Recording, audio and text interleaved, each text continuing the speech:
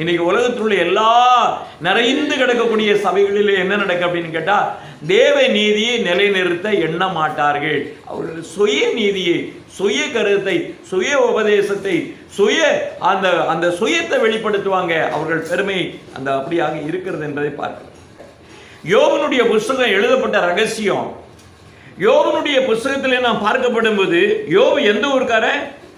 ஊத் தேசத்தின் ஆகிய யோபு என்று நான் பார்க்கிறோம். யோபுக்கும் மோசைக்கும் எவ்வளவு காலங்கள் வித்தியாசம்? மோசைக்கு முந்தி பிறந்தவரா பிந்தி பிறந்தவரா? இந்த இடத்துல பார்க்கப்படும் போது 127 வருஷம் வித்தியாசம். யாருக்கு? மோசைக்கும் யோபுக்கு. யோபு மூத்தவர். யோபனுடைய காலத்துல தான் பிரமிடுகள் கட்டப்பட்டிருந்தது. எகிப்து தேசத்துல பிரமிடுகள் கட்டப்பட்டிருந்தது. இப்படிப்பட்ட யோபனுடைய வாழ்க்கையை நாம் இந்த நாட்களில் பார்க்கப்படும் போது, யோபுக்கு எத்தனை குமாரர்கள்? 7 குமாரர்கள், 3 குமாரத்திகள், ஆக மொத்தம் 10 பேர். இதெல்லாம் பார்க்கப்படும் போது இவர்கள் இது இப்படிப்பட்ட ஒரு பெரிய குடும்பம் சீமானாக வாழ்ந்து இருக்கிற அந்த மனிதனுடைய வாழ்க்கையிலே ஒரு பெரிய துயரமான சம்பவம். சரி, இந்த சம்பவம் நடக்குன்றது யோபுக்கு தெரியுமா தெரியாதா? யோபுக்கு நடக்க போகிற சமாச்சாரம், யோபுக்கு நடக்கக்கூடிய போராட்டம், யோபுக்கு வரக்கூடிய வேதனை, யோபுக்கு வரக்கூடிய சஞ்சலங்கள், யோபுக்கு வரக்கூடிய தவிப்புகள் எல்லாம் யோபுக்கு தெரியுமா தெரியாதா? யாராவது தெளிவா சொல்லுங்க. இருக்கு இல்லைன்னு சொல்லுங்க.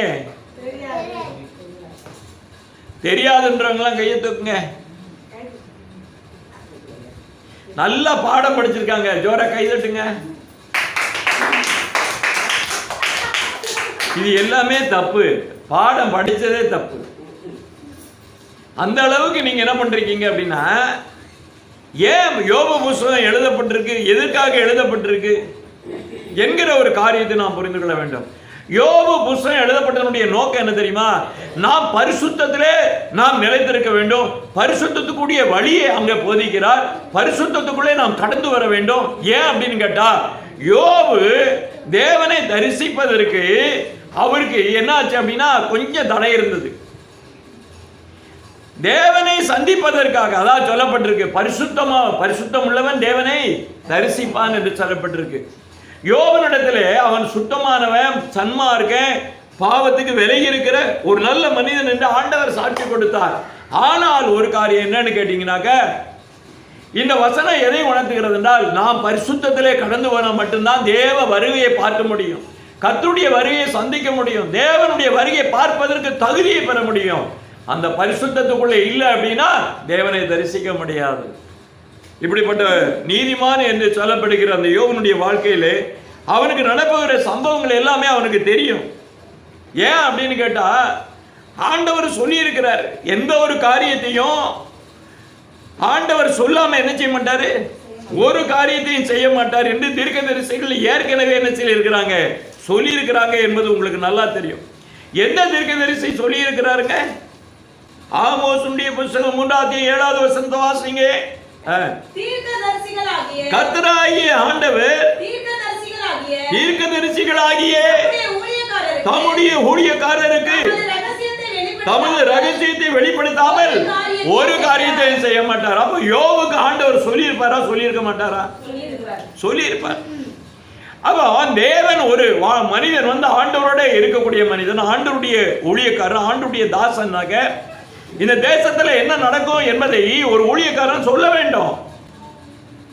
தீர்க்க தரிசனம் வரம் பெற்றவன் சொல்லணும், ஊழியக்காரன் என்று சொல்லுகிறவன் சொல்லணும், கர்த்தருடைய ஊழியக்காரன் என்று சொல்லவே ஆக வேண்டும். ஏன்னா கர்த்தருடைய அவன் தாசன். நான் தெளிவா சொன்னேன், சோபனாட்ட சொன்னேன், ஏமா புயல் வராது, நான் 3 நாள் கண்டிப்பா வருவேன்னு தான் சொன்னேன். சொன்னா இல்லையா?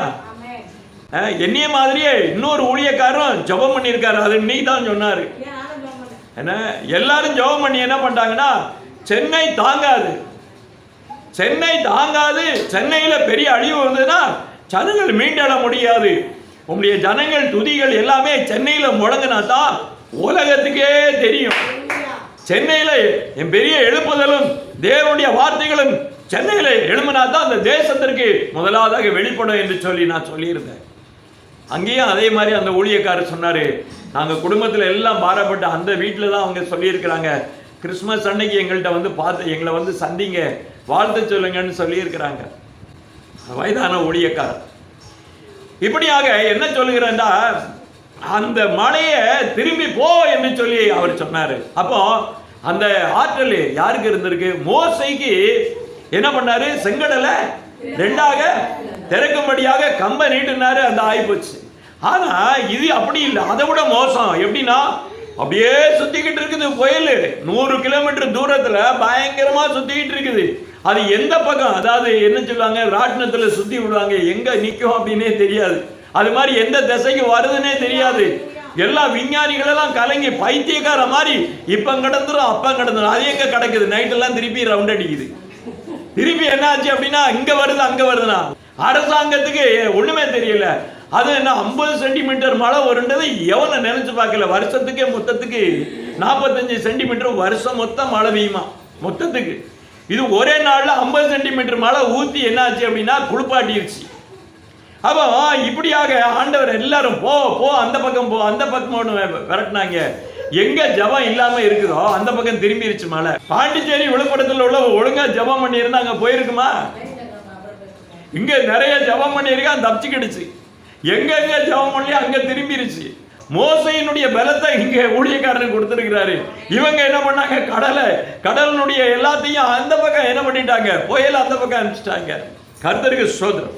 இவ்விதமாக நல்லா தெரிஞ்சுக்கிடுங்க, ஒரு ஊழியக்காரனுக்கு அடையாளம் என்ன அப்படின்னு கேட்டா, வருகிற நாட்களில் ஏற்படுத்துகிற தீர்க்க தரிசனத்தை சொல்லணும், சபைக்கு சொல்லணும், உலகத்துக்கு சொல்லணும். எங்க நடந்திருக்குன்னு பார்த்திருக்கீங்களா? வருஷந்தோறும் தீர்க்கதரிசனம் சொல்லுவான். அதுக்குன்னே ஒரு கூட்டம் ஓடும். இன்னைக்கு இந்த வருஷத்துக்கு தீர்க்கதரிசனம் சொல்றாரு, அன்னைக்கு தான் நிறைய பேர் போய் உட்கார்ந்துட்டு இருப்பாங்க. நிறைய ஊழியக்காரங்கள்லாம் போயிருப்பாங்க. அங்க தீர்க்கதரிசனம் சொல்ல போறாங்க அந்த சபையில. எல்லாம் போய் பார்த்தீங்கன்னா 10,000 15,000 பேர் கூடுவாங்க. ஆனா சொன்னது ஒண்ணுமே நடக்கவே இல்லை. ஒவ்வொரு வருஷமும் சொன்னதெல்லாம் நிரூபிக்கணும். ஏன் அப்படின்னு கேட்டா, தேவன் அவர்களோட இல்ல, தேவன் அவர்களோட பேசல. என்ன மாய்மாலமான ஊழியம் இன்னைக்கு நடக்கக்கூடிய. விசுவாசிகள் எல்லாரும் ஆவிக்குரிய சபைன்னு போனா அங்க இன்ன வரைக்கும் சொன்ன தீர்க்கதரிசனம் ஏதாவது நடந்திருக்கான்னா கிடையாது. கொரோனா காலத்துல எவனாவது சொன்னானா பார்ப்போம், வாயை விட்டு சொல்லட்டும் பார்ப்போம். அப்ப என்ன ஆச்சு? நீ ஆண்டவரோட கிடையாது, ஆண்டவருடைய ஊழியக்காரன் கிடையாது, ஆண்டவருடைய தரிசனமே கிடையாது. தரிசனம் பெற்று வந்த ஊழியக்காரன் எதுக்கு புழுகணும்? வேதம் சொல்லுகிறது, ஆண்டவர் சொல்லுகிறார். இந்த வார்த்தையை நாம் இந்த நாட்களில் மறைக்க முடியாது, ஒழிக்க முடியாது. உள்ளே நாம வேதத்திலே பார்ப்போம். யோபுக்கு கர்த்தர் சொல்லியிருப்பாரா? சொல்லியிருக்க மாட்டாரா? சொல்லியிருக்கிறார். யோபனுடைய புத்தகம் 3வது அத்தியாயத்தில் 25வது வசனம் 26வது வசனத்தை வாசியுங்கள். நான் பயந்த காரியம் நேரிட்டது, நான் அஞ்சினது எனக்கு வந்து. ஏன்னா ஆண்டவர் படம் போட்டு டிவியில படம் பார்க்கிற மாதிரி காட்டிட்டாரு, சொப்பனத்துல காட்டிட்டாரு. இது நடக்கும், இந்த சம்பவம் வரும் அப்படின்றதெல்லாம் ஆண்டவர் காட்டி இருக்கிறார். தேவன் காட்டாம ஒண்ணு. தேவன் வந்து என்ன அப்படின்னா, ஆதி காலத்திலிருந்து வேதத்தை கொடுக்கும்போது தீர்க்க தரிசனத்தை உரைத்து சொல்லிக்கொண்டு அதை நிறைவேற்றியே வருகிற தேவனாய் இருக்கிறார். நான் சொல்லிதான் எல்லாத்தையும் நடந்து வந்த பூர்வ காலத்தை நினையுங்கள், நான் சொல்லித்தான் எல்லா காரியத்தையும் நடத்தியிருக்கேன். நான் தேவன் என்று அறியும்படியாக இந்த வார்த்தைகளை கவனிங்கள் என்று ஆண்டவர் சொல்கிறார். அவன் ஊழியக்காரனா இருக்கிறான்னா, அவன் கர்த்தருடைய ஊழியக்காரனா, அவனும் அதை சொல்லி ஆண்டவர் சொன்னார் என்று சொல்லி இது நடந்ததா இல்லையா பாருங்க, நான் கர்த்தருடைய ஊழியக்காரன்னு சொல்லணும். அப்படியா இருக்கிறாங்க? நல்லா உற்சாகமா ஆடிட்டாரு, நல்லா பாடிட்டாரு, நல்லா ட்ரம் போட்டாரு, பெரிய என்ன அப்படின்னு கேட்டாக்க, இந்த பக்கம் ஒரு 5-6 பெட்டி, இந்த பக்கம் ஒரு 5-6 பெட்டி ஸ்பீக்கரு, அங்கேயும் பெட்டியை வச்சிருவாங்க. அந்த மியூசிக்கை போட்டோன்னா பூமியெல்லாம் நடுங்கும். சும்மா அதிர்து இல்லாம அவன் என்ன சொல்லுவாங்க, சும்மா அதிர்து. அவர்கள் அல்லேலூயா என்று ஆர்ப்பரித்தார்கள், பூமியை அசைந்தது. எங்க மைக் செட்டை வச்சுக்கிட்டு, அன்னைக்கு நான் மைக் செட்டா வச்சுக்கிட்டு கத்திட்டு இருந்தாங்க. ஆண்டவர் பேசும்போது 5000 பேர் அழகா கேட்டாங்களே. அப்ப ஆண்டவருடைய வாய்ஸ் எப்படி போயிருக்கு யோசிங்க. மைக் இல்லாத காலம், நோட்டீஸ் இல்லாத காலம், விளம்பரம் இல்லாத காலம். ஆவியானவர் தான் விளம்பரம், ஆவியானவர் தான் அட்வர்டைஸ்மெண்ட், ஆவியானவர் தான் ஜனங்கள் மத்தியிலே அவர்கள் செவியில உரைக்கும்படியாக தேவ சத்தமானது ஆவியானவர் கொண்டு நடத்தி இருக்கிறார். அல்லேலூயா. இன்னைக்கு எங்க இருக்கு? அல்லேலூயா. இதுல சொல்லப்பட்டிருக்குது, நான் பயந்த காரியம் எனக்கு நேரிட்டது, நான் அஞ்சினது எனக்கு வந்தது, எனக்கு சுகம் இல்லை, இளைப்பாறுதல் இல்லை, அமைதல் இல்லை, எனக்கு தத்தளிப்பே நேரிட்டது என்று யார் சொல்கிறார்? யோபு சொல்கிறார். யோபுக்கு இந்த காரியத்தை கர்த்தர் எல்லாவற்றையும் ஆண்டவர் வெளிப்படுத்தி இருக்கிறார் என்று நாம் பார்க்கிறோம். ஏன் இதை ஆண்டவர் சொல்கிறார் என்று நாம் இந்த நாட்களில் சிந்தித்து பார்க்க வேண்டும். ஏன் சொல்லப்படுகிறது? ஏன் அப்படின்னு பார்த்தீங்கன்னா, உலகத்துல இனிமே வரக்கூடிய பயங்கரத்துக்கு, இனிமே வரக்கூடிய உபத்திரவத்திற்கு நீங்க தைரியப்பட்டு அதுல இருந்து நீங்க பலப்படணும் அப்படின்றதுக்காக எழுதப்பட்டிருக்கு. அவன் கடைசி வரைக்கும் விசுவாசத்தை அவன் என்ன பண்ணா? தாங்கி பிடித்துக் கொண்டிருந்தான். விசுவாசத்தில் அவன் உறுதியாக இருந்தான் என்கிறதை அடையாளப்படுத்துவதற்காக யோபு புத்தகம் எழுதப்பட்டிருக்கிறது. இந்த காலத்தினுடைய ஜனங்களுக்கு ஆண்டவர் மிக பெரிய ஒரு ஆசீர்வாதமான ஒரு வார்த்தை என்ன அப்படின்னு கேட்டீங்கன்னா, நீங்கள் தைரியமாக இருக்க வேண்டும், விசுவாசத்திலே நிலைத்திருக்க வேண்டும், நீங்கள் பலமா இருக்க வேண்டும், நீங்க பயப்படக்கூடாது என்பதற்காக எழுதப்பட்டிருக்கிறது. இன்னைக்கு சோர்வு வந்தது, பலகீனம் வந்தது அப்படின்னாக்கா முழங்கால் போட்டு ஆண்டவரே உடைய கிருபையை தாங்க அப்படின்னா, பவுல் சொல்லுகிறாரு, நான் ரொம்ப பலகீனமா இருக்கிறேன், எனக்கு கஷ்டமா இருக்கு ஆண்டவரே, உன் பலவீனத்திலே என் பலன் பூரணமா விளங்கும், என் கிருபை போதுன்னாரு. எந்த நிமிஷத்துல பலகீனம் வந்து, எந்த வியாதி, எந்த பிரச்சனை வந்தாலும் சரி, நமக்கு மனசுக்கு அமைதலே இல்லை, நமக்கு சங்கடமா இருக்கு அப்படின்னா முழங்கால் போட்டு ஜெபம் பண்ணி கிருபையை அவர்கிட்ட இருந்து வாங்கணும். வாங்கி தான் நம்ம பலப்படணும், நம்ம சுகப்படணும், நம்ம பிரச்சனையை தீர்க்கணும். அப்படியாக நாம் வாடுவதற்காகத்தான் இந்த பகுதி ஆண்டவருக்கு நமக்கு தந்திருக்கிறார். ஈழமாக ஆண்டவர் ஒவ்வொரு பதிலையும் ஒவ்வொரு ஊழியக்காரர்களுக்கு கொடுக்கின்ற ஒரு செய்தி என்ன என்று பார்க்கப்படும் போது, தேவன் தன்னுடைய காரியத்தை இந்த ஊழியத்திலே இருக்கக்கூடிய தேவதாசர்கள் மூலமாக ஒவ்வொரு காரியத்தினுடைய வாழ்க்கையில உறுதிப்படுத்தி 2 பேருடைய புத்தகம் 3வது அத்தியாயம் 11வது வசனத்தை வாசிங்க. இப்படி இவைகள் எல்லாம் அழிந்து போகிற இருக்கிறபடியால் நீங்கள் எப்படிப்பட்ட பரிசுத்த நடக்கையும் தேவ பக்தியும் பாருங்க. யோபுக்கு நடந்த சமயத்துல அவன் அந்த பக்தியில இருந்து விலகி இருக்கிறானா? இப்ப நமக்கு சோதனை வந்ததுன்னா நம்ம அந்த பக்தியில இருப்போமா? கொஞ்ச நாள் ஜெபம் பண்ணி ஆசீர்வாதம் ஆசீர்வாதம், நல்லா இருந்தா ஐயா, நல்ல பலனா இருந்தா, நல்லா இருந்தா, வீடு கட்டினா எல்லாம் ஒரு சின்ன பிரச்சனை என்ன அப்படின்னு கேட்டீங்கன்னா, அவருடைய ஜெபம் வந்து அன்றைக்கு கேட்கப்படலை, இன்னும் சில நாட்கள்ல கேட்கப்படலை. ஏன் அப்படின்னு கேட்டா, அவருடைய ஜெபம் வந்து விண்ணப்பம் வந்து தகாத விதமாக இருக்கிறது. ஆண்டவருக்கு பிரியமில்லாத ஜெபத்தை பண்ணுனா யாரு கேட்பா?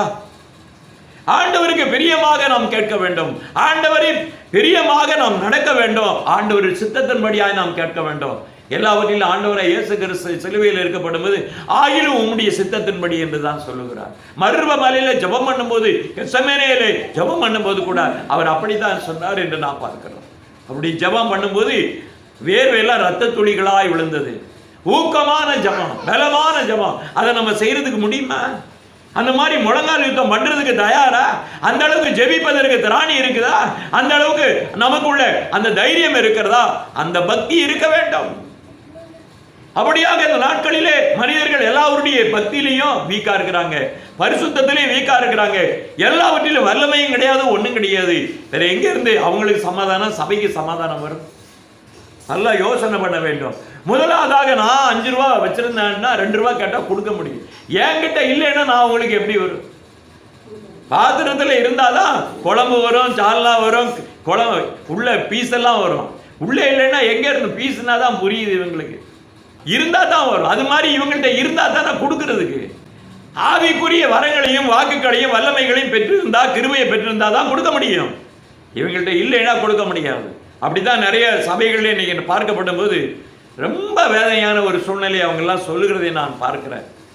சமாதானம் இல்லாமல் சமாதானமா இருக்கிற மாதிரி நடிப்பாங்க, பேசுவாங்க. இப்படியாக போய்கொண்டு மேல் பூச்சாய் குணமாக்குகிறார்கள். மேல் பூச்சாக குணமாக்குற ஊழியம் தான் இன்னைக்கு போய்கிட்டு இருக்குது. உள்ளே இருக்கக்கூடிய சங்கடங்களை இந்த நாட்களிலே நிவர்த்தி பண்ணக்கூடிய ஒரு காரியம் இல்லாமல் இருக்கிறது என்பதை நாம் பார்க்கிறோம். கர்த்தருக்கு ஸ்தோத்திரம் உண்டாவதாக.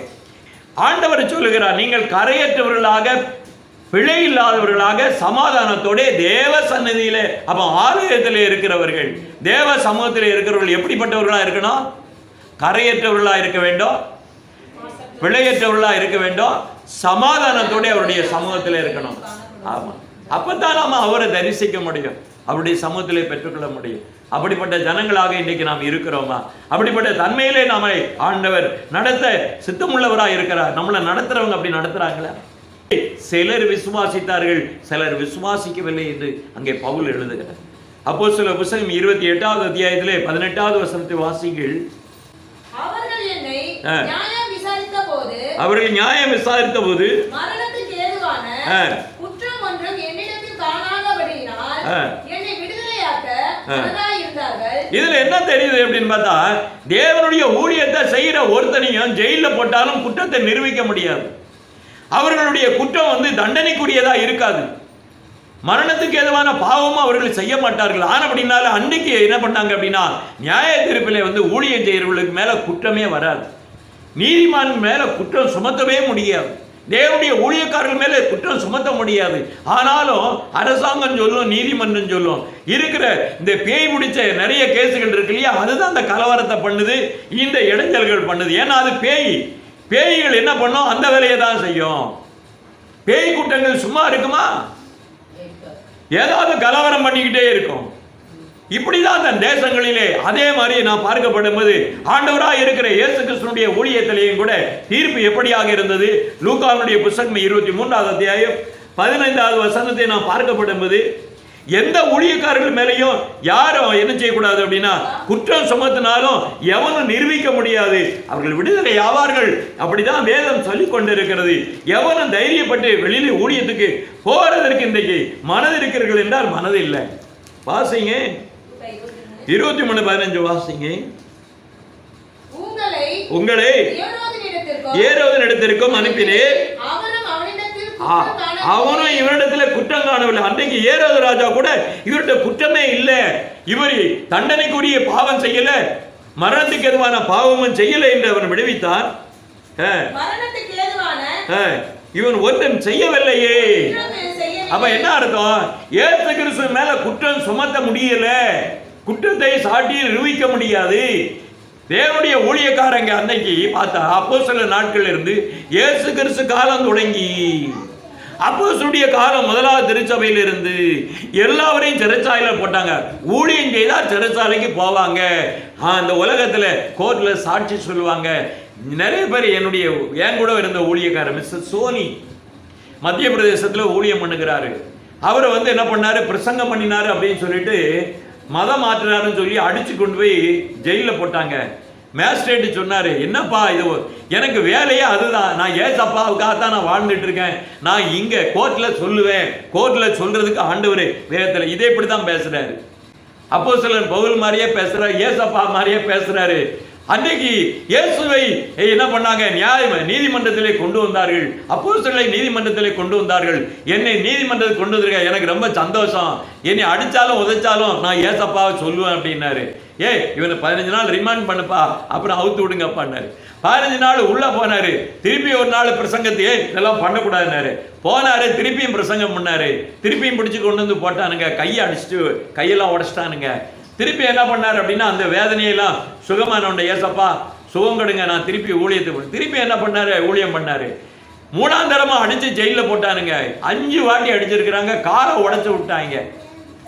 ஏன்னா மத்திய பிரதேசம் இப்படியாக நார்த் இந்தியாவில் பார்த்தீங்கன்னா கை கால் உடப்பட்டு ஜெயிலுக்குள்ள இருக்கிறாங்க.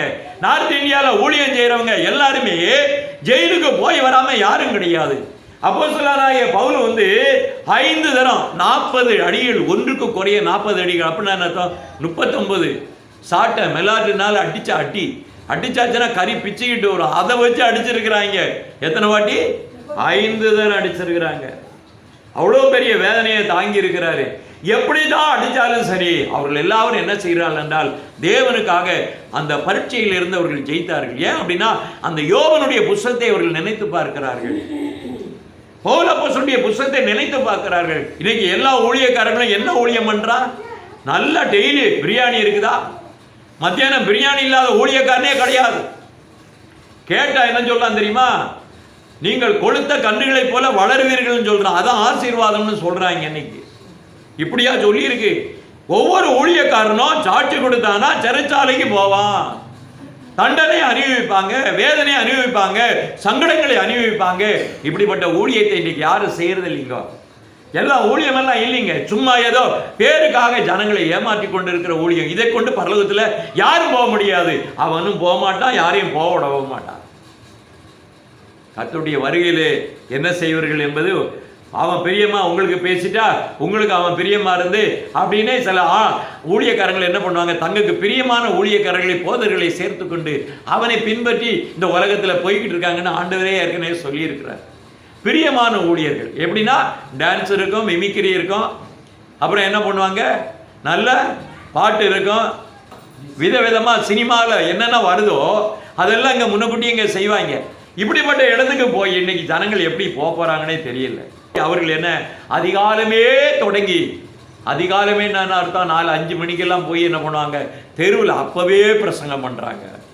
இயேசு மெய்யான தெய்வம், தேவனுடைய ராஜ்யம் சமீபமாக இருக்கிறது, கர்த்தர் உங்களை நேசிக்கிறார், எல்லோரும் மனம் திரும்புங்கள், இது கர்த்தருடைய வார்த்தையா இருக்கிறது, வானத்தையும் பூமியை உண்டாக்கின கர்த்தரையே தொழுது கொள்ளுங்கள். இப்படியெல்லாம் காலையில் 5 மணிக்கு தெருவில் நின்று கூச்சல் போட்டு 4 மணிக்கு போய் ஊழியத்துக்கு போய் 5 மணிக்கு கூச்சல் போட்டு 6 மணிக்கு வீட்டுக்கு வந்துடுவான். அப்படிப்பட்ட ஊழியக்காரன் தான் யார் அப்படின்னு பார்த்தீங்கன்னாக்க, சமீபத்தில் இறந்த ஊழியக்காரர் யார் தெரியுமா, பைபிள் பிலீவர்ஸ் இந்தியா தெரியுமில்ல உங்களுக்கு, KP யோகனான். சின்ன வயசுல காலையில் 4 மணிக்கே போயிடுவாரு, போய் என்ன பண்ணுவார், இருட்டோட பிரசங்கம் பண்ணுவார், 6 மணிக்கு ஊழியத்தை முடிச்சு வீட்டுக்கு வந்துடுவார். அப்படியே அன்னைக்கு ஊழியம் பண்றாங்க எல்லாரும். இங்கே அப்போஸ்தலர் என்ன பண்ணியிருக்கிறாங்க, அதிகாலமே, இதுதான் முக்கியம், அதிகாலமே தொடங்கி தேவனுடைய வார்த்தைகளை போதிக்கும்படியாக, கர்த்தருடைய வார்த்தையை போதிக்கும்படியாக அங்கே இருந்தார்கள் என்பதை நான் பார்க்கிறோம். 2 வாசம் 22 வாசம். எங்கும் இந்த மதபேதத்திற்கு விரோதமாய் பேசுகிறதாக நாங்கள் அறிந்திருக்கிறபடியால், எங்க பார்த்தாலும் என்ன ஆச்சு அப்படின்னா பிரசங்கம் பயங்கரமா போயிடுச்சு, ஊழியம் பெரிதா போச்சு. பூமி எல்லா இடத்துலையும், பூமியில எல்லா தேசங்களிலும் எதை குறித்து பேசுகிறான்னா இயேசு கிறிஸ்துவை பற்றி பேசுகிறாங்க, தேவனுடைய ராஜ்யத்தை குறித்து பேசுகிறாங்க. பூமி எங்கும் உலகம் முழுவதும் பேச ஆரம்பிச்சுட்டாங்க. அதனால நீ என்ன பண்ணணும், இந்த சங்கதி எங்களுக்கு சொல்லுப்பா அப்படின்னு சொல்லி கேட்குறாங்க. ஆனால் அப்படின்னாலே அவரை பேசு, நீ பேசுறதற்கா வா அப்படின்னு சொல்றாங்க. வாசிங்க. இதை குறித்துமா, இதை குறித்து உன்னுடைய அபிப்பிராயம் என்னவென்று கேட்டறிய விரும்புகிறோம் என்றார்கள். ஒரு நாளை குறித்தார்கள். அநேகம் பேர் அவன் தங்கி இருக்கிற வீட்டிற்கு வந்தார்கள். எல்லாம் வந்துட்டாங்க, நைட் எல்லாம் வந்து டேரா போட்டானுங்க, இவன் பேசுறத கேட்கணும் அப்படின்னு ஆவலோட ஜனங்கள் எல்லாம் அங்க குமிஞ்சிட்டாங்க வீட்டுக்கு முன்னாடி. அதுக்கப்புறம் அவன் காலமே தொடங்கி சாயங்காலம் மட்டும் நியாயப்பிரமாணத்திலும் தீர்க்க தரிசன ஆகமங்களில் இருந்து இயேசு கடுத்த விசேஷங்களை அவர்களுக்கு போதித்து தேவனுடைய ராஜ்யத்தை குறித்து சாட்சி கொடுத்து விவரித்து பேசினான். சிலர் விசுவாசித்தார்கள். உலகத்துல எல்லாரும் விசுவாசிப்பாங்கன்னு நினைக்காதீங்க. சிலர் விசுவாசிப்பாங்க, சிலர் விசுவாசிக்க மாட்டாங்க. காலமே தொடங்கி பிரசங்கம் பண்ணி இருக்கிறாங்க. இப்படிப்பட்ட பிரசங்கம் அன்னைக்கு நடந்திருக்கு. ராத்திரியே வந்து டேரா போட்டு உட்காந்துட்டானுங்க. இன்னைக்கு தேவ வசனம் பேசுதாங்கன்னா அந்த டைமுக்கும் வரதே கிடையாது. ஐயா டைம் ஆகி போச்சு க்ளோஸ் பண்ணுங்கன்றாங்க. எந்த அளவுக்கு எவ்வளவு பக்திமானா இருக்கிறாங்க பாருங்க. இப்படிப்பட்ட பக்திமான்கள் இங்கே இருக்காங்களா? சபைகளில் ஜனங்களில் இருக்காங்களா? ஊழியக்காரங்க அந்த மாதிரி பேசுறவங்க இருக்காங்களா? அவரே அவ்வளோ பேச முடியாது. எனக்கு 10 நிமிஷத்துக்கு மேலே டயர்டாயிரும் ஐயா. எனக்கு ப்ரெஷர் இருக்குது, எனக்கு சுகர் இருக்குது, எனக்கு நெஞ்செல்லாம் படபடன்னு வந்துடும், என்னால் முடியாது போய் உட்காந்துருவேன். விசுவாசிகள் அதுக்கு மேலே யோ வயிறு கிள்ளுதையா முடியா அப்படின்றானுங்க. இயேசு கிறிஸ்து பிரசங்கம் பண்ணும்போது எத்தனை நாள் அங்கே இருந்தாங்க? 3 நாளாக இருந்தாங்க. பரவாயில்ல கேட்போம் அப்படின்னு சொல்லிட்டு இருந்தாங்க. அப்படியே அன்னைக்கு பக்தி விருத்திலேயே நிரம்பி இருக்கிறாங்க. உட்கார சொல்லுங்க பார்ப்போம். இன்னைக்கு ஜனங்களையும் ஊழியக்காரனையும் உட்கார சொல்லுங்க பார்ப்போம். சொல்லுங்க, ஓடிடுவாங்க. அன்னைக்கு பரிசுத்தன்றதுல இதே மாதிரிதான் இருந்தாங்க. அன்னைக்கு கொஞ்சம் பேர் என்ன பண்ணாங்க, தேவனுடைய வார்த்தையை ஆழமாக கேட்டார்கள், ஞானத்தை என்ன பண்ணாங்க, பெற்றுக்கொண்டாங்க. அதை முழுமையாக தெரிந்து கொள்ள வேண்டிய ஆவல வாஞ்சை இருந்தது. இன்னைக்கு என்ன அப்படின்னு கேட்டா, கொஞ்ச நேரம் ஆராதனை முடிஞ்சுதா வீட்டில் போய் நல்லா என்ன பண்ணணும், நல்லா பாய் கடை இங்கே பெல் அடித்தவொடனே பாய் கடையில் போய் நிற்பான். அடுத்து வண்டியெல்லாம் சர்ச்சைக்கு வந்தவெல்லாம் அங்கே போய் நிற்பான். ஆம்பளை அவ்வளோ வரும். அங்கே துடிக்க துடிக்க கறி வேணுங்கிட்டு இருப்பாங்க ஃப்ரெஷ்ஷாக. அவன் அப்போ தான் என்ன பண்ணுவான், ஐயா உங்களுக்காக ஐயா பெல் அடித்தவொன்னா தான் ஐயா வெட்டினாம்பா. உடனே தொட்டு பார்ப்பான், நான் ஃபீலிங் நல்லா இருக்குது கொடுப்பா, ஃப்ரெஷ்ஷாக கொடுப்பா அப்படின்னு வாங்கிட்டு போவானுங்க. போன உடனே மொக்க மாதிரி தின்னுட்டு என்ன அப்புறமா என்ன பண்ணுவாங்க, படுத்துருவானுங்க. திருப்பி என்னன்னாக்கா கொஞ்ச நாள் நடந்து வந்தவன் அப்புறமா என்ன பண்ணுவான், எல்லாம் பைக்கில் வருவாங்க. அப்புறம் பைக்கில் வந்தவன் என்ன பண்ணுவான்னா நடக்க முடியாது, அப்புறம் காரில் வருவாங்க. அப்புறம் பார்த்தாக்கா ஏன் அப்படின்னா ஆராதனை முடிஞ்சோடனே எப்போ பார்த்தாலும் பிரியாணி தின்னான்னா அப்புறம் உடம்பு என்னத்துக்கு ஆகும். ஒவ்வொரு காரும் லைனில் வருது அவங்கள கூட்டிட்டு போகிறதுக்கு. வாசலில் கொண்டாந்து இறக்குவான், வாசலில் கொண்டாந்து ஏற்றுவான். கேட்டால் நடக்க முடியாது, ப்ரெஷரு அப்படிமா. எப்படி கொளுத்த கன்றுகளை போல வளருவீர்கள். கிறிஸ்தவ ஜீவியம் எல்லாம் கவர்மெண்ட் உத்தியோகம், எல்லாரும் 1 லட்சத்துக்கு மேலே தான் சம்பளம், யாரும் கம்மி கிடையாது. வெள்ளைக்காரன் நல்லா என்ன பண்ணிட்டான், இங்கிலீஷை நல்லா கற்றுக் கொடுத்துட்டான். அரசாங்கத்தில் அன்றைக்கி இங்கிலீஷ் பேச ஆள் இல்லை, எல்லாம் கிறிஸ்தவனாக தான் எல்லா டிபார்ட்மெண்ட்லையும் இருந்தான். எல்லாம் பயந்துக்கிட்டு இருந்தாங்க ஜனங்கள். இன்றைக்கி பார்த்தாக்கா அவங்களுக்கு வேலையை எல்லாம் பண்ணிட்டானுங்க. அதனால் இவன் பயந்துக்கிட்டு கிடக்கான். இன்றைக்கி ஒரு மைக் செட் வச்சு ஒரு இடத்துல போய் பிரசங்கம் பண்ணோம்னா பெர்மிஷன் வாங்கணும்னு போனால் காலையிலேருந்து சாயந்தரம் வரைக்கும் பாஸ்ட் நிற்காம கொடுக்கவே மாட்டேங்கிறான் பெர்மிஷன். போயா எஸ்பிட்ட அப்படின்றான். அந்த ஏரியாவே ஒரு மாதிரி இருக்குது, உனக்கு விரோதமாக 10 பெட்டிஷன் வந்திருக்குன்றான், கொடுக்க மாட்டேங்கிறாங்க. அப்போ அந்த அளவுக்கு நம்ம பிள்ளைகளை என்ன பண்ணியிருக்கோம், படிக்க வைக்கிறது இல்லை, நல்ல ஞானத்தில் பிள்ளைகளை வளர்க்குறது இல்லை, நல்ல உத்தியோகத்துக்கு கொண்டு வருகிறது இல்லை. ஏன் அப்படின்னா நல்லா படிக்கிற பிள்ளைய ஊழியக்காரன் என்ன பண்ணுவான், ஏய் உனக்கு ஊழியத்துக்கு அழைப்பு இருக்குது என் பின்னால் வான்னு உட்கார வச்சிருவான். அவன் கலெக்டர் ஆகலாம், அவன் போயிடுவான். அவன் ஒரு எஸ்பியாக வரவன் அவன் பதவியும் போயிடும். அவன் பெரிய கவர்மெண்ட்டில் டைரக்டராக போகிறவன் போயிடுவான், ஒரு ஜட்ஜாக போகிறவன் போயிடுவான். பெரிய பெரிய போஸ்டில் வரக்கூடிய கிறிஸ்துவ பிள்ளைகளை ஊழியக்காரன் தடுத்து எல்லாருக்கும் என்ன ஆச்சுன்னா உலகத்துக்கே அவன் தான் சாபக்கேடுகள். இப்படிப்பட்ட ஊழியக்காரங்க நிறைய பேர் என்ன பண்ணுறான்னா தன் மந்தையில் தன் குழந்தை மாதிரி அவன் பிள்ளைய மட்டும் வெளிநாட்டில் படிக்க வைப்பான், சபையில் உள்ளவங்களை மட்டும் என்ன பண்ணுவாங்க, படிக்க விட மாட்டாங்க. நிறைய சபைகளில் நிறைய சகோதரிகள் உட்காந்து அழுகுறாங்க, பாஸ்டர் எங்களுக்கு பொண்ணு பார்த்து கட்டலை, பையங்களாம் சொல்லி எங்கள் பொண்ணு பார்த்து கட்டலை, பாஸ்டர் எப்போ பார்த்தாலும் ஊழியத்துக்கு அங்கங்கே கூப்பிட்றாரு, கல்யாணம் முடிக்கவே விட மாட்டேங்கிறாரு. ஊழியத்துக்கு அழைப்பு இருக்குது, பேசாமல் இரு, நான் சொல்லும்போது தான் செய்யணும், வயசு ஏறிக்கிட்டே போவோம். அவள் அப்புறமா ஒரு இடத்துல ஒரு பொண்ணு வரும், அப்போனா பார்த்தா அவர் 60 வயசை தாண்டிட்டாரு, அந்த பொண்ணு மாட்டேங்குது, ஏன்னா அவர் தாத்தா மாதிரி இருக்கிறாரு. இப்படி எத்தனை கல்யாணம் நின்று வச்சு தெரியுங்களா? யாரு பண்ற கூத்து? நல்ல ஊழியக்காரன், நல்ல மேய்ப்பன் பண்ற வேலை. நல்லா மேய்க்கிறாங்களா இவங்க? தன்னை தான் மேய்க்கிறாங்க, தன் குடும்பத்தை தான் மேய்க்கிறாங்க, சபையை மேய்க்கிறது இல்லை. சபையை மக்கள் அவன் சீரழியட்டும், அவன் எப்படி கெட்டு போனா என்ன, அதான் சொல்லப்பட்டிருக்கு. எஜேக்கியல்ல சொல்லப்பட்டிருக்கு, மாட்டு மந்தையை மேய்க்கிறன்னா அதில் உள்ள கொழுப்பான ஆடை எடுத்து என்ன சாப்பிட்றான், பிரியாணி பண்ணி சாப்பிட்றான். இப்படிப்பட்ட ஊழியங்களை செய்கிறா. ஆண்டவர் சொல்றாரு, அந்த மேய்ப்பர்கள் ஆண்டவர் என்ன சொன்னாரு அப்படின்னு கேட்டா, நான் தண்டிப்பேன் என்று சொல்லுகிறான். இந்த நாட்களில் பார்ப்போம். கர்த்தருக்கு ஸ்தோத்திரம். இரண்டாவதாக இந்த நாட்களிலே உங்களுடைய என்னுடைய வாழ்க்கையிலே இந்த உலகத்தில் பாவம் என்கிற ஒரு காரியம் எல்லாருடைய வாழ்க்கையில் என்ன ஆச்சு அப்படின்னா சமாதானம் இல்லாமல் போச்சு, நிம்மதி இல்லாமல் போச்சு. இந்த சரீரத்தில் வியாதியை சுமக்கிறோம், மரணத்தை சுமக்கிறோம். ஜீவனுள்ள நாட்கள் எல்லாம் ஒரு பயமான ஒரு வாழ்க்கை. என்ன ஆகுமோ ஏதாகுமோ. ஒருத்தருக்கு ஜுரம் வந்ததுன்னா அவங்க அம்மா துடிச்சு போவாங்க, மனைவி துடிச்சு போவோம், பிள்ளைகளாம் துடிச்சு போவோம். ஏன்னா அந்த ஒரு ஜீவனை நம்பி தான் அவ்வளோ பேர் வாழ்ந்துட்டு இருக்காங்க. சாப்பிடணும், இருக்கணும், குடும்பத்தை நடத்தணும். அந்த வீட்டில் உள்ள அவருக்கு ஒன்று ஆச்சு அப்படின்னா என்ன நடக்கும்? ஆஸ்பத்திரியில் சீரியஸாக இருக்கிறான்னா என்ன நடக்கும்? அந்த குடும்பமே ஸ்தம்பித்து போயிருக்கும், பயந்து கண்ணீரோட அழுகையோட உட்கார்ந்துட்டு இருப்பாங்க. இப்படிப்பட்ட ஒரு காலகட்டங்களில் இன்னைக்கு மனிதனுடைய வாழ்க்கையின் ஜீவியமே இருக்கிறது. அது அப்படின்னாலே இப்படிப்பட்ட காரணம் என்ன அப்படின்னு கேட்டீங்கன்னாக்க முற்பிதா யாரு அப்படின்னு கேட்டா நம்ம பாட்டி யாரு, நம்ம தாத்தா யாரு? நம்ம பாட்டியின் தாத்தாவும் யாருங்க? ஆதாம் ஏவாள். இந்த ஆதாம் ஏவாள் வாசிங்க 12வது வசனம். இப்படியாக ஒரே மனுஷனாலே பாவமும் பாவத்தினாலே மரணமும் உலகத்திலே பிரவேசித்தது போல எல்லா மனுஷரும் பாவம் செய்தபடியினாலே மரணம் எல்லாருக்கும் வந்தது. இன்னைக்கு பாத்தீங்கன்னாக்க எல்லா மனிதர்களுக்கு எந்த மருந்தை சாப்பிட்டாலும் அந்த மருந்து மாத்திரையை சாப்பிட்டோம்னா இன்னொரு வியாதி, அதை சாப்பிட்டா இன்னொரு வியாதி, கடைசியில் பார்த்தாக்க கிட்னி போயிடும். இந்த மருந்து மாத்திரை சாப்பிட்டா கிட்னி போகத்தான் செய்யும். சில மாத்திரைகள் சாப்பிடுவாங்க, அது ரத்தத்துக்கு ஆகாது, ரத்தம் உடைய ஆரம்பிச்சிடும். சில மாத்திரைகள் போடுவாங்க, கார்டியாக் அரெஸ்ட் ஆகிடும், இருதயம் என்ன ஆச்சுன்னா அப்படியே நெஞ்சை பிடிச்சிட்டு செத்தே போயிடுவான். இப்படியாக இன்றைக்கு இருக்கக்கூடிய எல்லா காரியத்தையும் பார்க்கப்படும் போது யாரால வந்ததுன்னா நம்ம தாத்தா பாட்டினால வந்தது. யாரால? ஆதாம் ஏவாள். அதெல்லாம் நினைச்சு பார்த்தாங்களா நம்ம சந்ததி நல்லா இருக்கணும்ட்டு?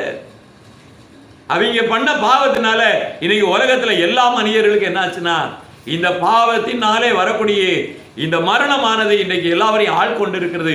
மரண போராட்டத்திலே மனிதன் வாழ்ந்து கொண்டு இருக்கிறான், மரண ஜீவியத்திலே வாழ்ந்து கொண்டு இருக்கிறான். நிம்மதி இல்லை, தவிப்பிலே இருக்கிறார்கள், பயந்து இருக்கிறார்கள், வேதனையில இருக்கிறார்கள். எப்ப மரணம் வரும்னு தெரியாது. வயசானவங்கள என்ன ஆச்சு அப்படின்னா குறிப்பிட்ட வயசுல கொஞ்சம் பலகீனம் ஆயிப்போச்சுன்னா ஐயோ நம்ம செத்து போவோமோன்னு ஒரு பயம் இருக்கத்தான் செய்யும். சில நேரத்தில் கொஞ்சம் நல்லா தைரியம், பிள்ளைகள்லாம் பார்த்தோன்னா கொஞ்சம் தைரியம் இருக்குது, சரி பிள்ளைகள் இருக்காங்க நம்மளை பார்த்துக்குவாங்க அப்படின்னு கொஞ்சம் தைரியப்படுத்துவாங்க. திருப்பி ஒரு நாள் பலகீனம் வந்து அப்படியே ஆயிடுவாங்க. இப்படியாக நிறைய பயந்து பயந்து சாகக்கூடிய நிறைய பேர் இருக்கிறாங்க. நிறைய பேருடைய வாழ்க்கை இன்றைக்கு பயத்திலே போய்கொண்டிருக்கிறது. அப்போ இப்படிப்பட்ட உலகத்திலே இருக்கக்கூடிய உங்களுக்கு அப்போ இதுல இருந்து உங்களுக்கு விடுதலையே வேணுமா வேண்டாமா? உலகத்தில் உள்ள ஜனத்துக்கு விடுதலை வேணுமா வேண்டாமா? அந்த விடுதலையை கொடுப்பதற்காக தான் இயேசு சுவாமி பூமியில வருகிறார் என்பதை நாம் பார்க்கிறோம். அந்த தெய்வம் வந்து பூமியில வருகிறார். அதற்கு முன்பதாக ஆண்டவர் சொல்லுகிறார். என்ன சொல்லுகிறார் என்று பார்க்கப்படும் போது ரோமருக்கு எழுதின புத்தகத்துல 7வது அத்தியாயம் 24வது வசனத்தை வாசிப்போம். நிர்பந்தமான மனுஷன் இந்த மரண சரீரத்தில் இருந்து யார் என்னை விடுதலை பண்ண முடியும்? இந்த உலகத்தில் எவனை கேட்டு பாருங்க. மரணத்திலிருந்து விடுதலை பண்ணக்கூடிய எவனாவது எந்த சாமி இருக்கானா, எந்த சித்தனாவது இருக்கிறானா, எந்த மகா பிரபு இருக்கிறானா, யார் இருக்கிறா சொல்லுங்க. இந்த உலகத்துல நிறைய நாங்களாம் சித்தர்கள், நாங்களாம் பித்தர், எல்லாம் பித்தர்களா தான் இருக்கிறாங்க, எல்லாம் பைத்தியமா தான் இருக்கிறாங்க. எவனை நீ விடுதலை ஆக்க முடியும் மரணத்தில் இருந்து? ஆண்டவர் கேட்கிறார். ஒரு மனிதனாலே மரணத்திலிருந்து யார் விடுதலை கொடுக்க முடியாது. மரணத்திலிருந்து விடுவிக்கிற தேவன் ஒருவர் இருக்கிறார், மரணத்திலிருந்து விடுவிக்கிற ஆண்டவர் இருக்கிறார். அதை விடுவிக்க வேண்டுமானால் நம்ம என்ன செய்யணும்? கர்த்தர் நம்மை மரணத்திலிருந்து விடுவிக்க வேண்டுமானால் முதலாவதாக அவருடைய வார்த்தைக்கு கீழ்ப்படிய வேண்டும். அதைத்தான் இங்கே சொல்லப்பட்டிருக்கு. ரோமருடைய புத்தகம் 8வது அத்தியாயத்திலே 2வது வசனத்தை வாசித்து பாருங்கள். கிறிஸ்து இயேசுவினாலே ஜீவனுடைய ஆவியின் பிரமாணம் என்னை பாவ மரணம் என்று எழுந்து பாவம் மரணம் என்பவளின் பிரமாணத்திலிருந்து விடுதலை ஆக்கிட்டு. அப்படின்னா அர்த்தம் ஆவியின் பிரமாணம் வேண்டுங்க. ஆவியின் பிரமாணம் எது?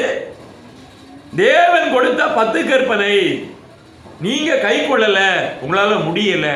எந்த வார்த்தையும் கை கொள்ளணும்னா மனுஷனால முடியாது, என்னால என்று உங்களால ஒண்ணும் பண்ண முடியாதுன்னு ஆண்டவர் சொல்றார். அப்ப ஆவியானவர் வந்து உங்களுக்கு உங்களுடைய உள்ளத்திலே தேவன் தன்னுடைய வார்த்தையை எழுதினால் மாத்திரம்தான், தேவன் தன்னுடைய வார்த்தைகளை பிரமாணங்களை கட்டளைகளை உங்க இதயத்தில் எழுதினா அதுதான் ஆவியின் பிரமாணம். பரிசுத்த ஆவியானவர் உங்க உள்ளத்துல தேவனுடைய வார்த்தைகளை எழுதினா மட்டும்தான் நீங்க விடுவிக்கப்படுவீங்க, மரணம் உங்களை மேற்கொள்ளாது. புரிஞ்சுக்கிட்டீங்களா? இப்போ அந்த வாழ்க்கையை வாழ்வதற்காக ஆண்டவர் இந்த நாட்களில் சொல்லுகிறார், அவர்கள் உள்ளத்திலே என் பிரமாணத்தை எழுதுவேன், அவர்கள் என்னுடைய ஜனமாய் இருப்பார்கள், நான் அவருடைய தேவனாய் இருப்பேன் சொல்லு. உள்ளத்துல தேவனுடைய வசனம் எவன் இருதயத்தில் எழுதலையோ அவன் தேவனுடைய மனுஷன் கிடையாது, ஊழியக்காரன் கிடையாது. அவனுக்கு மரணத்திலிருந்து விடுதலையே கிடையாது, எந்த ரோகத்திலிருந்து விடுதலை கிடையாது, இந்த உலகத்திலிருந்தே விடுதலை கிடையாது. நல்லா தெரிந்து கொள்ளுங்க. அவன் அப்படியே அவன் என்ன பண்ணுவான் அப்படின்னா வேதனைப்பட்டு செத்து கடைசியில் நரகத்துக்கு தான் போகும். தேவனுடைய வார்த்தையை உள்ளே வைத்துக் கொள்ள வேண்டும். என் இரு வார்த்தையை உள்ளத்திலே வைத்துக் கொண்டிருக்கிற என் ஜனம் என்று சொல்லுகிறார். என்னுடைய பிள்ளைகளுக்கு வசனத்தை சொல்லிக் கொடுங்க, குழந்தைகளுக்கு சொல்லிக் கொடுங்க, நீண்ட ஆயுசா இருப்பாங்க, நாளைக்கு நித்திய ஜீவனை பெறுவாங்க. அதுக்காகத்தான் வசனத்தை சொல்லிக் கொடுத்து நிற்க சொல்லுகிறோம். ஆனால் யாரும் சொல்லிக் கொடுக்காம சண்டே கிளாஸ் டீச்சர் என்னுடைய வார்த்தையை சொல்லுவதற்கு இன்றைக்கு கற்றுக் கொடுப்பதற்கு ஏன் அன்னைக்கு பெரியவங்களாம் சொல்லிக் கொடுத்தாங்க அப்படின்னா ஆண்டவர் சொன்னார் உபாம புஸ்தகத்தில், குழந்தைகளுக்கு கருத்தாய் கற்றுக் கொடுங்கள், கருத்தாய் போதியுங்கள். அன்னைக்கெல்லாம் புஸ்தகம் கிடையாது, ஒன்றும் கிடையாது. அன்னைக்கெல்லாம் எழுத்து வடிவம் கிடையாது. ஆபிரகாம் காலத்தில் எழுத்து வடிவமே கிடையாது, வாய்மொழியாகத்தான் சொல்லுவாங்க. அப்படியாக என்ன பண்ணுவாங்க, சாயந்தரம் ஆகிப்போச்சு அப்படின்னாக்க எல்லாம் சமையல் பண்ணுவாங்க. எல்லாரும் என்ன பண்ணுவாங்க, குளிச்சு கிழிச்சு சட்டையை போட்டு குழந்தைகளாம் உட்காந்துருப்பாங்க. எல்லாரும் என்ன பண்ணுவாங்க, இந்த இங்கே உட்காந்துருக்காங்களா டிவியை பார்க்குறதுக்கு சாயந்தரம் ஆச்சுன்னா கூட்டமாக உட்காந்துருக்காங்க. அது மாதிரி அந்த காலத்தில் டிவி கிடையாது, ரேடியோ கிடையாது, லைட்டு கிடையாது, ஒன்றும் கிடையாது. ஒரு நெருப்பு அங்கே பற்ற வச்சுட்டு அந்த நெருப்பு பக்கத்தில் எல்லா ஜனமும் உட்கார்ந்துருப்பாங்க. அவங்களாம் என்ன பண்ணுவாங்க அப்படின்னா எந்தெந்த ஊரில் என்னென்ன நடந்ததோ அங்கே பேசுவாங்க, அதை கேள்விப்பட்டு பேசுவாங்க. அதுதான் அவங்களுக்கு நியூஸு. அப்போ வேதத்தில் இருக்கக்கூடிய காரியங்களை அவங்களுக்கு சொல்லுவாங்க. அப்படித்தான் அந்த பிள்ளைகள் என்ன பண்ணாங்க அப்படின்னா தாத்தா பாட்டிங்களும் அந்த காரியத்தை சொல்லி அவர்கள் வளர்த்தார்கள், அப்படியாக இருந்தார்கள். அப்படிப்பட்ட காலத்துக்கு அப்புறமா தான் எழுத்து வடிவங்கள் வந்தது. அதுக்கப்புறம் தான் எழுத்து எப்படி வந்தது? முதல்ல எழுத்தாவா இருந்தது? முதல்ல ஓவிய எழுத்துக்கள், படத்தை போடுவாங்க. மனுஷன்னாக்கா ஒரு சின்ன ஒரு முட்டையை போட்டு இப்படி கீழே ஒரு கோடை போட்டு இப்படி காலு கை இப்படி போடுவாங்க. ஓ மனிதன் அப்படின்னு தெரியும். யானைன்னா அதுக்கு ஒரு படம், பறவைகள்னா அதுக்கு ஒரு படம், இப்போ வீடுனா அதுக்கு ஒரு படம், இப்படியாக போட்டு அதுதான் எழுத்து வடிவமாக இருந்தது. அதுக்கப்புறம் தான் என்ன ஆச்சு அப்படின்னாக்க எழுத்து வடிவங்கள் உருவாக்கப்பட்டுச்சு. அந்த எழுத்துக்களை மற்ற பாஷைகள் பேசுகிறவங்க அதை என்ன பண்ணாங்க, அவங்கள்ட்ட இருந்து வாங்கினாங்க. அப்புறமா கிரேக்கர்களும் பயன்படுத்தி இருக்கிறாங்க. இப்படியாக அந்த எழுத்து வடிவங்கள் நாளடைவில் அவங்க என்ன பண்ணிட்டாங்க, எழுத்துக்களை கொஞ்சம் மாற்றம் கொண்டு வந்தாங்க. அப்புறம் குண்டு வடிவத்தில் இருந்தது, ரவுண்டு வடிவம். அப்புறமா இப்போ ஸ்கொயர் டைப்பில் வருது. பார்த்துருக்கீங்களா? எழுத்துக்கள் மாற்றம் தெரியுதா? அன்னைக்கெல்லாம் பத்திரத்தில் எழுதியிருக்காங்க, பார்த்துருக்கீங்களா? தெரியுதா? எழுத்து மாற்றம் தெரியுதா? இவர் எழுதுவார் அந்த மாதிரி எழுத்து. யாராவது படிக்க முடியுங்களா? படிக்க முடியாது. அப்போ உள்ள பத்திரத்தெல்லாம் படிக்கிறதுக்கு யாரையோ தேடுவாங்க, அதை இன்னொருத்தட்டு போய் டைப் பண்ணி எடுத்துகிட்டு வந்து படிக்கணும். அப்போ எழுத்துக்கள் எப்படி இருக்குன்னா நாள் ஆக ஆக எழுத்துக்கள் மாறுகிறது. ஆண்டவர் தான் சீனாய் மலையில் தான் ஆண்டவர் எபிரி பாஷையை முதல்ல அழகாக எழுதி கொடுத்தார். எழுத்து வடிவம் அந்த காலத்தில் தோன்றுச்சுனாக்க சீனாய் மலையிலே தோன்றின எழுத்து வடிவம். கர்த்தர் சொல்றார், நிர்பந்தமான மனுஷன் நான், மரண சரித்திருந்து என்னை யார் விடுதலையாக்குவார்? விடுதலையாக்கணும் என்ன செய்யணுங்க? அவருடைய வார்த்தை ஜீவனாக இருக்கிறது, அவருடைய வார்த்தை ஆவியாக இருக்கிறது. அப்போ அவருடைய வார்த்தை ஜீவ பிரமாணம். அது நம்மளை என்ன செய்கிறது? ஆவியின் பிரமாணம் நம்மளை காப்பாற்றுகிறது, நம்மளை விடுதலையாக்குகிறது. வேதத்தை ஒழுங்காக கற்றுக்கொண்டா மட்டும்தான் நமக்கு விடுதலை கிடைக்கும். சில பேர் சொல்லுவாங்க, ஐயா பைபிளே தேவையில்லை, கிருபையினால ரட்சிப்பு, தோத்திரத்தினால கிருபை பெருகுது, இது ரெண்டு போதியா, பைபிளே தேவையில்லைன்றான். எப்பேற்பட்ட ஞானி பார்த்தீங்களா? கிருபை யார் மேலே வரும்? கர்த்தருடைய வார்த்தையை கேட்டு நடக்கிறவன் மேலே, அவருடைய உடன்படிக்கையை காத்து நடக்கிறவன் மேலே, அவருடைய கட்டளைக்கு கீழ்ப்படுகிறவன் மேலே தான் கிருபை இருக்கும். வேற யார் மேலே இருக்கும்? இஸ்ரேல் ஜனங்கள் மேலே தேவன் தன்னுடைய வார்த்தையை கொடுத்தாரு, இதுக்கு கீழ்ப்படிந்திருந்தா என் கிருபை இருக்கும், இதை கேட்கல அப்படின்னா என் கிருபை எடுத்துருவேன், அப்புறம் என்ன பண்ணுவேன், மிலாட்டினால் தண்டிப்பேன்ற. இயேசு கிறிஸ்துவினுடைய வார்த்தையை நாம் அந்த நாட்களே பார்க்கும்போது வேதம் என்ன சொல்லுகிறது? யோவானுடைய புஸ்தகத்தில் 16வது அத்தியாயம் 33வது வசனத்தை வாசிங்க. 33 வாசிங்க. இவைகளை உங்களுக்கு சொன்னேன், உலகத்தில் உங்களுக்கு உபத்திரவம் உண்டு, ஆனாலும் திடன் கொள்ளுங்கள், நான் உலகத்தை ஜெயித்தேன். ஆண்டவர் சொல்லுகிற வார்த்தை இதுதான். ஆண்டவருடைய சமாதானத்தை பெறுவதற்கு யோபு என்ன பண்ணாருங்க? அந்த பக்தியை என்ன பண்ணா விட்டு கொடுக்கல, அந்த விசுவாசத்தை விட்டு கொடுக்கல, அந்த நம்பிக்கையை விட்டு கொடுக்கல, உறுதியான பக்தி இருந்தது. அப்படிப்பட்ட பக்தியினாலே தான் அவங்க என்ன பண்ணாங்க அப்படின்னா அந்த சமாதானத்தை பெற்றுக்கொண்டார்கள். சும்மா சமாதானத்தை பெற்றுக்கொள்ளுங்களெல்லாம் வராது. பரிசுத்தம் வேணும், உறுதியான நம்பிக்கை இருக்கணும், உறுதியான தைரியம், விசுவாசம் எல்லாம். உலகத்திலே உபத்திரம் உண்டு, ஆனால் திடன் கொள்ளன். முதல்ல தேவை திடன், திடன் வேணும். ஆண்டவர் சொல்லுகிறார் திடன். ஒரு குருள் அங்கே இருந்துகிட்டு இருந்தான், தாவீதின் குமாரனே எனக்கு இறங்கும்னா உடனே அவங்க போய் கூட்டிகிட்டு வந்தாங்க. அவர் சொன்ன ஒரு வார்த்தை திடன் கொள் அப்படின்னு சொன்னாரா இல்லையா? எதுக்கு அந்த வார்த்தை சொல்லணும்னா இப்போ திடன் இல்லாமல் உட்காந்துட்டு இருக்கிறீங்க, அதனால தான் சொல்ல வேண்டியது. 9 மணிக்கு வந்தார் வாத்தியார் அப்படின்னு சொல்லிட்டு. கர்த்தருக்கு ஸ்தோத்திரம் உண்டாவதாக. இந்த உலகத்தில் பார்த்தீங்கன்னா நிறைய பேர் நான் நிற்கிறேன் அப்படின்னா 1 கொரிந்தியருடைய புத்தகம் 10வது அத்தியாயம் 12-13 வாசிங்க. இப்படி இருக்க தன்னை சிலர் நிறைய பேர் நான் ஆண்டவருக்குள்ள இருக்கிறேன், நான் பரிசுத்தமா இருக்கிறேன், எப்படியும் தேவனுடைய ராஜ்யத்துக்கு போவேன் அப்படின்னு சொல்லுகிறவனுக்கு ஆண்டவர் சொல்லுகிறார், நீ விழாதபடி எச்சரிக்கையாயிரு. மனுஷனுக்கு நேரிடுகிற சோதனை அல்லாமல் வேறே சோதனை உங்களுக்கு நேரிடவில்லை, தேவன் உண்மையுள்ளவராய் இருக்கிறார்.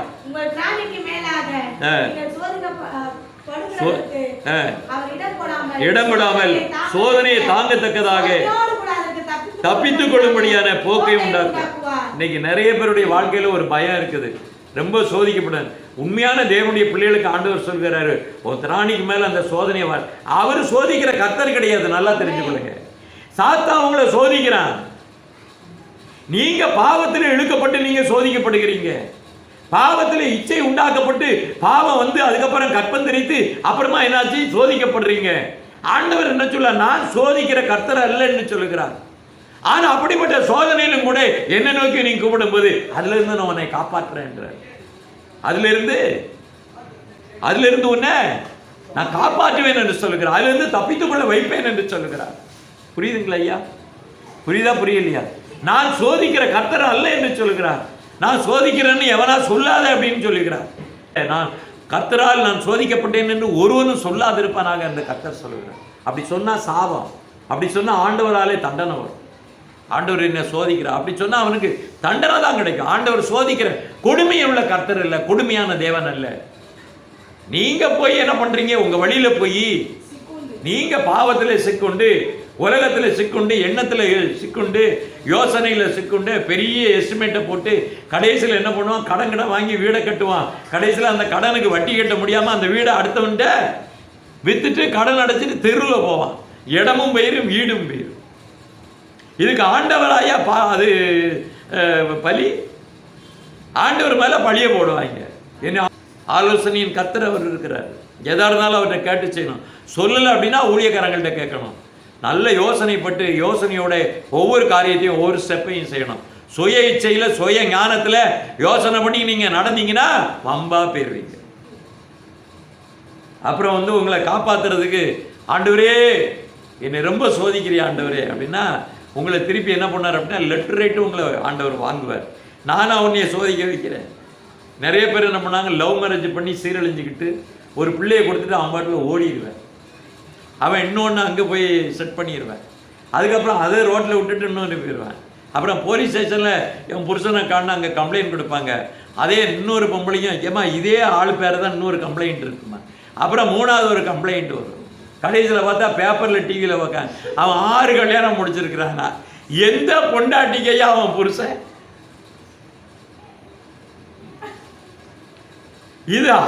இது எங்க போச்சுல்ல? சுய இச்சையில நீ போய் விழுந்து சீரழிஞ்சு செங்கச்சமந்து ரோட்ல உருண்டு படுத்து கதறி கூத்தடிச்சு என்ன பண்ணியும்? நாட்கள்ல அப்படியெல்லாம் போகக்கூடாது. ஆண்டவர் சொல்லுகிறார், யோசனை ஆலோசனை இல்லாத இடத்துல ஜனங்கள் சீர்கெட்டு வம்பா போவாங்க. அதை நான் பார்க்கிறேன்.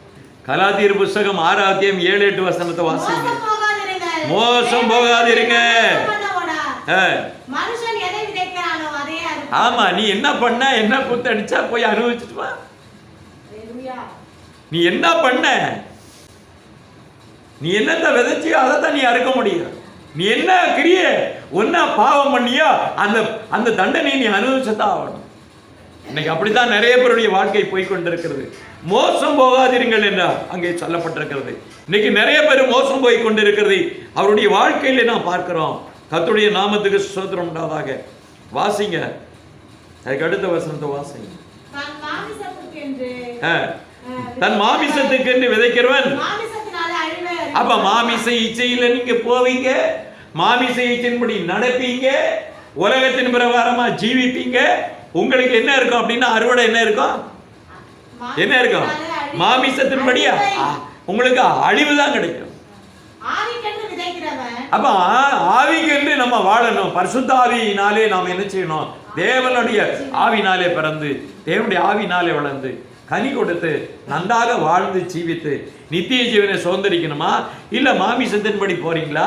இல்ல உலகத்தின்படி? உலகம் என்றால் என்ன அர்த்தம்?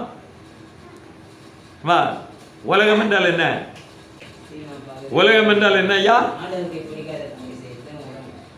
சரி, இன்னொரு வித்துவான் சொல்லுங்க. இன்னொரு வித்துவான் சொல்லுங்க. நீங்க சொல்லுங்க.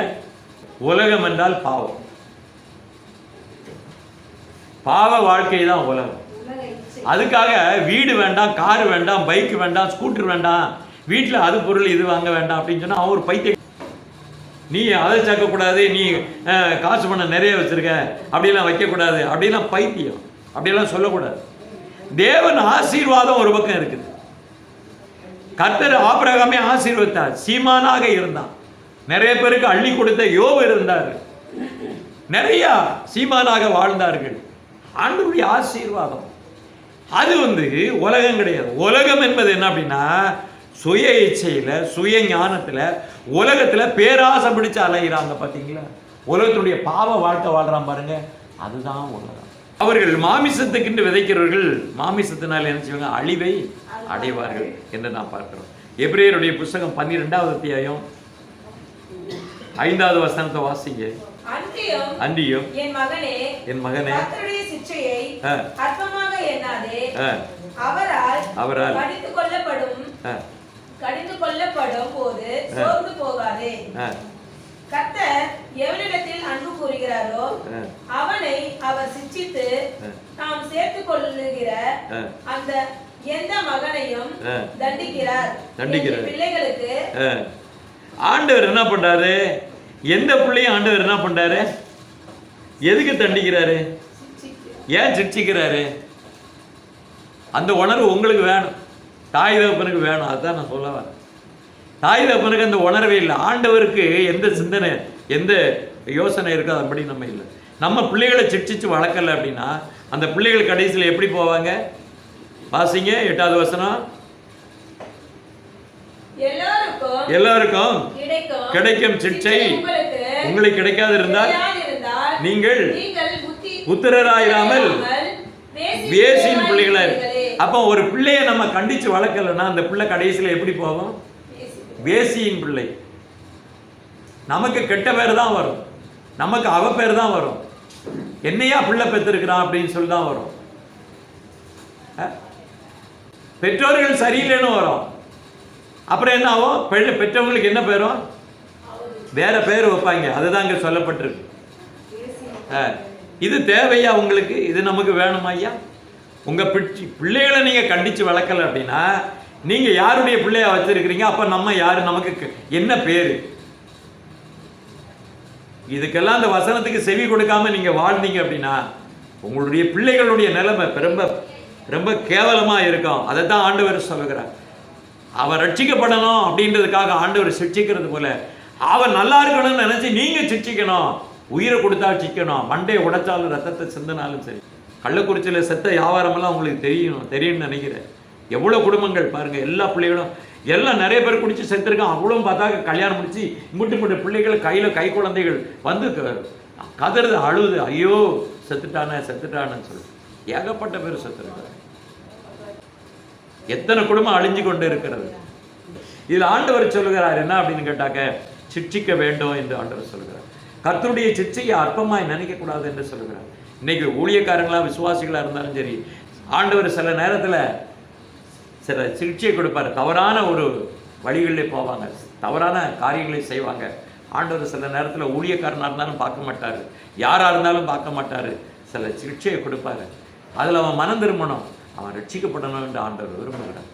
உங்கள் பிள்ளை ரட்சிக்கப்படணும்னா நீங்கள் சிகிச்சையை கொடுத்து தான் ஆகணும். அதை இஷ்டத்துக்கு விட்டீங்க அப்படின்னாக்க கர்த்தர் அவனுடைய ரத்தப்பொழியை உங்கள்கிட்ட கேட்பாரு. நீங்கள் பரலோகம் போயிடலான்னு நினைக்காதீங்க. உங்கள் பிள்ளைகளுடைய ரத்தப்பொழி உங்கள் தலையிலே இருக்கு. யாரும் தாய் தப்பெல்லாம் தப்ப முடியாது. அவன் பிள்ளைகளுக்கு அவன் கணக்கு கொடுக்கும். அந்த பிள்ளைகளை அப்படி வழி நடத்திக்கிட்டு அது என்ன எக்கடும் கெட்டு போகுது அப்படின்னாக்க ஆண்டவர் அப்படி விடுவார், உங்களை அப்படியே அழகாக விட்டுருவார். ஆண்டவர் உங்கள் ஜபத்தெல்லாம் நல்லா கேட்குவார். ஒரு காலமாக ஆசீர்வாதமும் வராது, நிம்மதியும் வராது, சமாதானமும் வராது. கர்த்தருடைய நாமத்துக்கு ஸ்தோத்திரம் உண்டாவதாக. ஆண்டவர் சொல்லுகிறார், என்ன சொல்லுகிறார் என்றால் நல்லா தெரிந்து கொள்ளுங்க. எஜேக்கியேலுடைய புத்தகத்தில் 9வது அத்தியாயத்தில் 4லிருந்து 6 வரைக்கும் வாசிங்க. கர்த்தர் அவனை நோக்கி நீ எருசலேம் நகரம் எங்கும் உருவ போயே அதற்குள்ளே செய்யப்படுகிற சகல அருவருப்பத்து நிமித்தம் பெருமூச்சு விட்டு அழுகிற மனுஷரின் நெத்தியிலே அடையாளத்தை போடு. பின்பு அவர் என் காதுகள் கேட்க மற்றவர்களை நோக்கி நீங்கள் இவன் பின்னால போய் நகரம் எங்கும் உருவ போய் வெட்டுங்கள். உங்க கண்கள் ஒருத்தனையும் தப்ப விடக்கூடாது. இரக்கம் காட்டாதீங்க. முதியோரையும் வாலிபரையும் கன்னிகளையும் குழந்தைகளையும் சிறுகளையும் சங்கரித்து போடுங்கள். எதுக்கு எதுக்கு எதுக்கு காரணம்? ஆண்டவருடைய அடையாளம் இல்லை அப்படின்னா, ஆண்டவருடைய பரிசுத்த ஆவியுடைய முத்திரை இல்லைன்னா, தேவனுடைய அடையாளத்தை பெறாதவர்களுக்கு கடைசி காலத்தில் ஆண்டவர் பூமியிலே கர்த்தர் எப்படிப்பட்ட சிகிச்சையை கொடுக்க போறார் என்றால், இப்படிப்பட்ட சிகிச்சையை தான் கொடுக்க போறார்.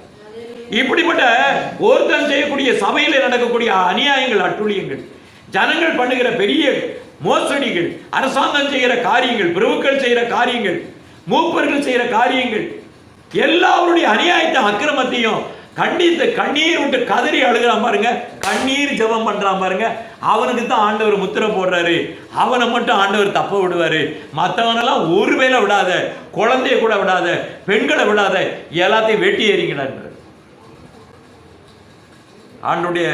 ஆண்டவர் எல்லாம் ஆண்டவர் சிலுவையில் தொங்கினாருப்பா, இவர்களுக்கு மன்னியும் என்று சொல்லிடு. அந்த வசனத்தை அடிக்கடி சொல்லுவாங்க, பிதாவே இவர்களுக்கு மன்னியும். ஆண்டவர் ஏசப்பா ரொம்ப சூப்பர் ஆண்டவர், நல்ல அன்பு காட்டுவாரு, நம்மளெல்லாம் மன்னிச்சிருவாரு. ஓய்வத்தை என்ன பண்ணுவாங்க, அதையே சொல்லி சொல்லி அதிகமான பாவத்தை பண்ணுவாங்க. ஆண்டவர் அப்போ என்ன பண்ணார் அப்படின்னா, சிலுவையில் இருக்கப்பட மாட்டோம். ஆண்டவர் என்ன செய்திருக்கிறான்னா, நம்மளுடைய பாவங்களை சுமந்து தீர்த்தாரு. இப்போ என்ன அப்படின்னு கேட்டால், அவருடைய ரத்தத்தை அசுத்தம் என்று சொல்லி அவருடைய சரீரத்தை காலில் போட்டு மிதிக்கிற மாதிரி நீ தப்பு பண்ண அப்படின்னா, இனிமே ஆண்டவர் எப்படி வருவார்னா, தாவீதின் கோத்திரத்தினுடைய சிங்கம் மாதிரி பட்டயத்தை எடுத்துட்டு வருவார். அவர் பின்னால் அக்கினி ஜுவாலை வரும்.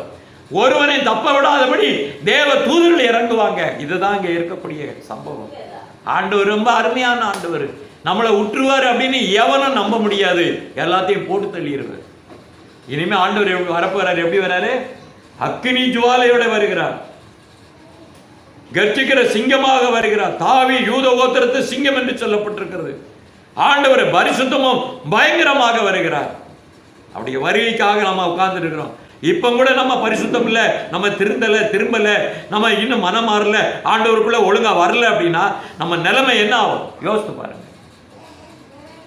உலகத்துல பல சபைகள், பல விதமான போதனைகள், பல காரியங்களை கேட்டு அவர் அப்படி சொன்னாரு, இவர் இப்படி சொன்னாரு, இவர் எப்ப பார்த்தாலும் திட்டுறாரு, வைறாரு அப்படின்னா அவன் உன்னுடைய தகப்பன். ஆண்டவருடைய ஸ்தானத்திலிருந்து அந்த காரியத்தை சொல்கிறான். இங்க மிமிக்ரி பண்ணி ஜாலியா ட்வீட் பாடி காணிக்க தசமாவும் போடுங்க, அடுத்த திருவிழா கொண்டாடுவோம் அப்படின்னு சொன்னா, அப்படிப்பட்ட ஊழியக்காரன் எப்படிப்பட்ட ஊழியக்காரனா இருப்பான்? என்ன தப்பு பண்ணாலும் சரி, எந்த விசுவாச பிள்ளைகள் அங்க உட்கார்ந்துக்கிட்டு பார்த்தா ஆம்பளையும் பொம்பளையும் கொஞ்ச நாள் இருப்பாங்க. அதுக்கப்புறம் பார்த்தாக்க என்ன பண்ணுவாங்க, ரெண்டு பேரும் என்ன பண்ணுவாங்க, ஓடி போயிடுவாங்க. அதுக்கப்புறம் தாய் தப்பு வந்தாச்சுன்னா அதெல்லாம் ஒன்றும் பிரச்சனை இல்லையா, அதெல்லாம் ஒன்றும் பிரச்சனை இல்லை அப்படிம்பாரு. நீங்களே பார்த்து முடிச்சுக்கிடுங்க அப்படின்னு சொல்லி அனுப்பிச்சிருவாரு. எப்படிப்பட்ட ஊழியக்காரர்கள் பாருங்க. இன்னைக்கு நிறைய சபைகளில் ஊழியக்காரன் என்ன பண்றான்னா, கண்டிக்கவே மாட்டான். ஏன்னா கண்டிச்சாச்சுன்னா அவன் வர்றவன் போயிடுவேன். பாவத்தை கண்டித்து உணர்த்துகிற தேவன் சொல்லுகிறார், பாவத்தை கண்டித்து உணர்த்துகிற கர்த்தர் சொல்லுகிறார். நீங்க எப்படி இருக்கணும் அப்படின்னு ஆண்டவர் சொல்லுகிறார். கர்த்தருடைய நாமத்துக்கு சொல்றார். இதே சென்னையில் ஒரு ஊழியம் நடந்தது.